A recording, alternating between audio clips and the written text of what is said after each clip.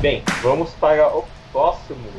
Também tem um pouquinho com isso daí, que é 2064, a nova era da censura, por Multiplanet Studios para PlayStation também. 2064, a nova era da censura de Enrico Migliorini. Obrigado pela correção. É um RPG que usa o sistema punch. Nele você fará parte de um grupo da resistência que tenta impedir que a ditadura chegue, ambientado em um Brasil dieselpunk. O sistema push ele usa a ideia de volumes de aventuras que podem tanto ser rejogadas, ser repetidos os acontecimentos, quanto jogar as aventuras que completam o cenário. Jaque, o que você acha disso? Achei bom. Já começou assim, 2064, né? Começa aí, né? Uma grande... uma analogia, né? Não sei, mas é óbvio, aqui é óbvio que o autor teve a intenção de fazer uma crítica direta a 1964, né? Que é o ano que marca o início da ditadura no Brasil, ditadura militar no Brasil. Então, nova era da censura é uma nova censura. Acho que a gente não está muito longe de 2064. Hoje em dia, mas né, estamos aí nos encaminhando. Não queremos, vamos mudar isso. Né? Então, ele é um jogo push, né, que trabalha com essa ideia de trocos por cenas. Né? Eu acho isso fantástico, porque justamente tem esse efeito que... você falou aí da descrição do jogo, que você pode jogar, por mesmo sendo uma nova aventura, as coisas que vão acontecer, né, os eventos, as ações, eles serão diferentes porque os tropos são diferentes, né? Então você vai entrar num grupo que é a resistência, já tá dito aí, gente, você não pode jogar lá do lado negro da força, tem que ser do lado da resistência, já tá dito. Então você tem que abraçar esse objetivo. Né, você tem uma missão aqui clara, evitar que o Brasil, né, aqui que se passa, o Brasil dieselpunk. E eu fiquei mais curiosa porque eu não conhecia esse termo dieselpunk, vou pesquisar mais sobre isso. Fiquei imaginando que seria um dieselpunk, algo meio Mad Max, talvez. Ah, tu matou, Jaque, matou, já ia dizer isso. Será? Ah, então tá, gostei. Então, eu acho muito importante a gente trazer para o RPG essa ideia do discurso narrativo, tentar entender ou trazer para dentro do gênero a ideia do discurso narrativo, né? Você saber em que contexto essas histórias são contadas sobre RPG e saber que não é só fantasia, que a nossa fantasia ela se baseia em coisas da vida, né? Ela se baseia às vezes em história e em graus diferentes. Em diferentes graus, às vezes fica mais claro isso, ou às vezes fica mais disfarçado, por exemplo, numa alta fantasia, mas você está falando em muitos momentos sobre o quê? Sobre escravização, que é uma coisa que existe no nosso mundo. Mas é fantasia? Mas são coisas que nós refletimos, que a gente não consegue se descolar completamente da nossa realidade na hora que a gente está escrevendo, nem do nosso discurso. E eu acho fantástico deixar isso muito claro num jogo de RPG como esse, que vai fazer a gente refletir, né? Enquanto a gente joga, a gente vai passando por isso, né? Às vezes como uma catarse. Como é viver numa ditadura? A gente sabe que foi ruim, mas o que de fato ela causa em você? Né? O que de fato acontece com as pessoas numa ditadura? Por que a gente tem que resistir a isso? Então você interpretar um personagem que está passando por essa situação te leva como jogador a passar por um processo de catarse enquanto você está atravessando essa história. Porque às vezes o impacto que essas histórias têm sobre o jogador, sobre o nosso emocional, são grandes. Eu já me desmanchei chorando várias vezes jogando RPG.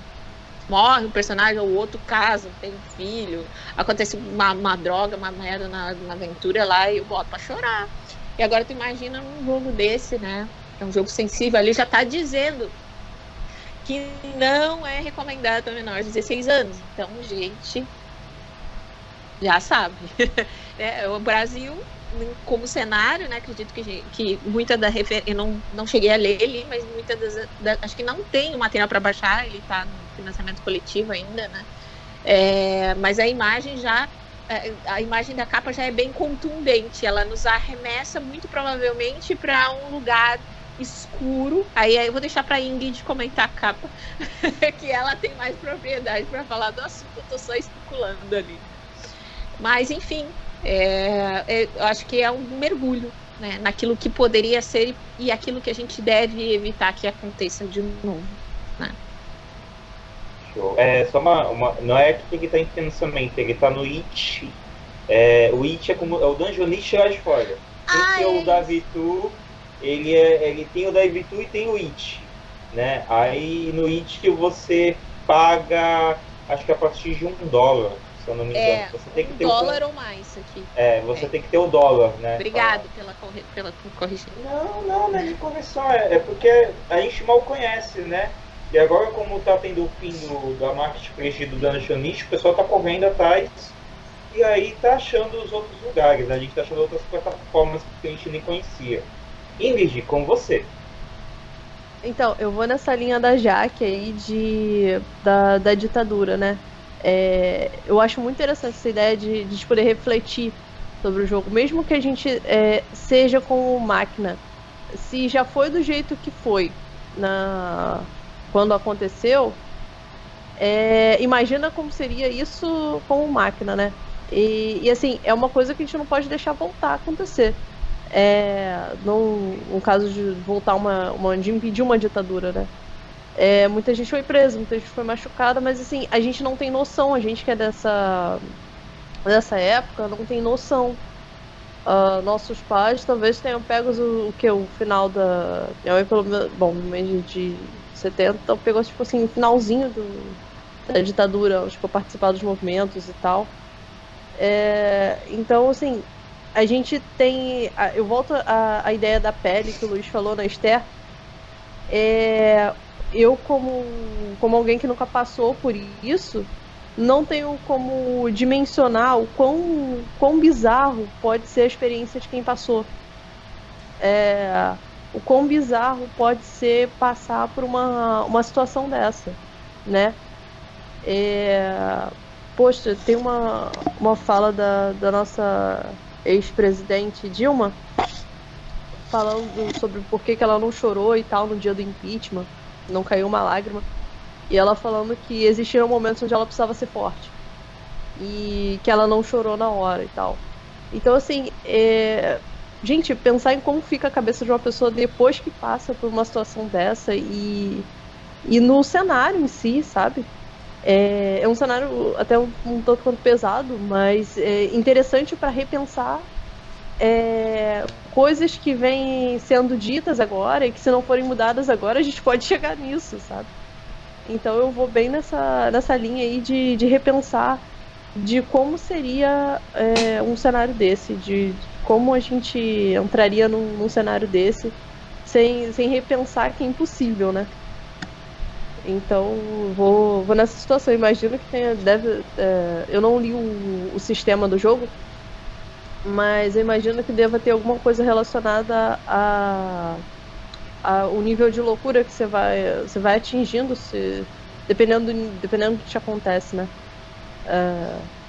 Mas é isso, eu fico bem nessa linha dessa ideia. Show. Raga, com você. A Jaque já matou a minha fala. Eu ia utilizar o cenário de Mad Max para comentar essa proposta de jogo. Quem ainda não viu Mad Max A Cúpula do Trovão, ele é o ápice do controle do que há de combustível. No caso da Cúpula do Trovão não é o diesel, já era uma adaptação, eu acho que uma extração de gases a partir dos excrementos de porco, mas é o domínio da geração de combustível dos veículos e de geração de energia como um todo dentro de um resto de reunião de pessoas tentando viver num ambiente extremamente hostil. E a ordem era de quem dominava essa extração. No caso, a personagem máxima era da Tina Turner. Nossa, ela tá maravilhosa na personagem, diga-se de passagem. E é um domínio ditatorial. Ou fazia aquilo que ela determinava e aqueles ao seu lado, ou perecia de formas extremamente desumanas. Então fica aqui essa minha indicação de termo de filme para assistir e imergir nessa proposta. Vai lá, Lucas. Uma coisa que eu acho que muitas pessoas têm medo de falar, têm medo de dizer muitas vezes, mas a gente vive num mundo de censura. E muitas palavras, muitas expressões que a gente muitas vezes estava com costume de falar, a gente tinha aquilo impregnado na nossa cabeça. Hoje em dia, se você fala, você é crucificado. Se você fala, você é linchado. Se você fala sem ter o conhecimento, até mesmo quando você mostra, você age ou você representa, né, há um pessoal que vem muito em cima de você. Mas eu acho que muitas vezes tem que ter a conversa, o bate-papo, até mesmo com a pessoa conhecer, porque às vezes a pessoa pode não estar sabendo sobre isso. E a pessoa, depois dessa conversa, a pessoa vai saber sobre isso. E se a pessoa quiser mudar, aí vai da pessoa. Se ela não quiser mudar, aí já é dela. Aí sim a gente tem que fazer alguma coisa. Mas eu acho que a gente tem que ter justamente a conversa antes de vir agredir a pessoa, né?